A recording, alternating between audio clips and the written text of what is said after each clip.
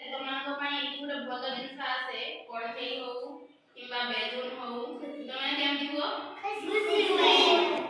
ଆଉ ଯେତେବେଳେ ଘରେ ଗାଳି କରନ୍ତି ମା ଯେତେବେଳେ ଗାଳି କରନ୍ତି କାନ୍ଦ। ଚାଲ ଆମେ ସେଇ ବିଷୟରେ ଜାଣିବା। କଣ କହିଲ କେମିତି ହସ କାନ୍ଦ ଦୁଃଖ ହଉ ହେଲା କଥା ସେଇ ବିଷୟରେ ଦେଖିବା ବୁଝିଲ। ଏଟା କଣ ଦେଖୁଛ କହିଲ ହଉ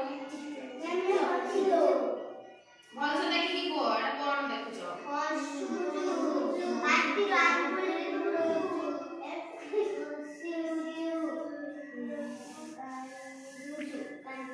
ଏଠି ଆସ ପାଖକୁ ଆସ ମୁଁ କହିଦଉଛି। ବାପା ଆରେ କୁଲ ହେଇକି ବସ ମାରପିଟ ନାହିଁ କୁଲ ହେଇକି ବସ କୁଲ ହେଇକି ବସ। ଏଟା ଦେଖ ସିଏ ହାପି ଅଛି ମାନେ ଖୁସି ଅଛି। ଘରେ ଯେତେବେଳେ ତୁମ ପାଇଁ କିଛି ଜିନିଷ ଆସେ ତମେ ଯେମିତି ଖୁସି ହୁଅ ସେମିତି ଖୁସି ଖୁସି ହଉଛି ସିଏ। ଏଇଟା କଣ ହଉଛି କାନ୍ଦୁଛି ନୁହେଁ। ଏଟା ତମେ ଯେତେବେଳେ କିଛି ଗୋଟେ କାମ କର ପାଠ ଯେତେବେଳେ ବହୁତ ଅଧିକ ପଢ ସେତେବେଳେ ତମକୁ ବିରକ୍ତ ଲାଗେ ନା ସେଟା ବୋର ହଉଛି ଆଉ ପଢିବିନି ଆଉ ଖେଳିବିନି ସେମିତି ହେଲା। ଏଟା ସେ ବୋର ହଉଛି। ଆଉ ଏଟା କଣ ଏଟା କନଫିଡେନ୍ସ ସେ ଅଛି। କନଫିଡେନ୍ସ ମାନେ ତମେ ତ ଯୋଉ 1 2 ଜାଣିଛ ମୁଁ ତମକୁ ପଚାରି 1 ପରେ କଣ 2 ତମେ ଏଟା ଜାଣିଛ ବୋଲି କନଫିଡେନ୍ସ ରେ କହିଲ ବୁଝିଲ ଆତ୍ମବିଶ୍ୱାସ ସେଇଟା। ଏଟା କଣ କହିଲ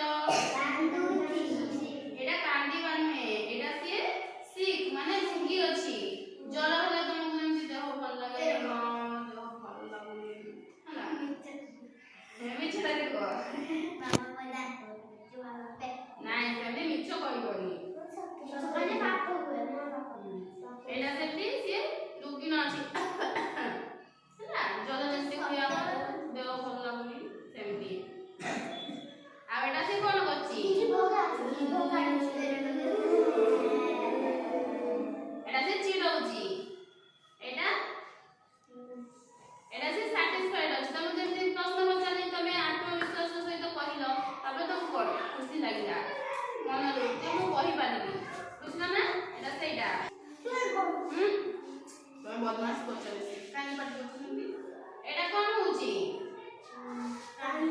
ଏଟା ସେ ସେଡ୍ ଅଛି ଦୁଃଖୀ ଅଛି। ତମେ